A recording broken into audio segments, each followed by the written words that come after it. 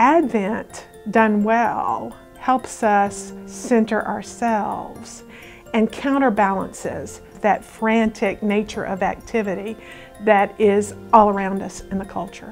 And one of the primary symbols is light overcoming darkness, dispelling the things that tear us down and welcoming in the light of God. I think it's important to remember that we as adults may become a bit jaded, but for children, there is a new excitement every year. And just like we start and think about New Year with January 1, as Christians, we start thinking, how am I going to meet with Jesus again in this season in a way that I might not have last year or may not next year? We have been building that tradition now over decades, and it has become a very meaningful part of who we are as United Methodist. There are certain things that help us stay centered in Advent. One is, who do you see who needs to know God's love for them? If you think about that, you can recast something as simple as sending Christmas cards, a practice we might be doing anyway, but becomes enriched because we're asking the question, who needs God's message of love this week?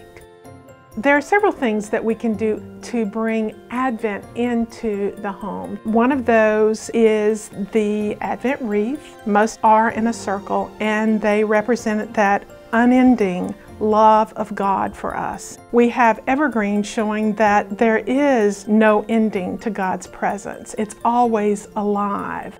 Then we use the 4 candles to represent the coming of the light of Jesus into the world, breaking apart the darkness. We then use colors that represent that season of Advent. We are going to use either purple or dark blue. This is a time of reflection, and those colors keep us in a place that is not that pure brightness that Christmas is going to be.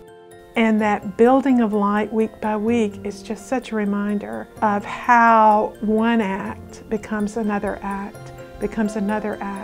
that does break through darkness with kindness, with mercy, with peace, with love, with joy, to say, yes, there is something bigger and better than just simply getting pressed down with the cares of the world. God's love is bigger than that.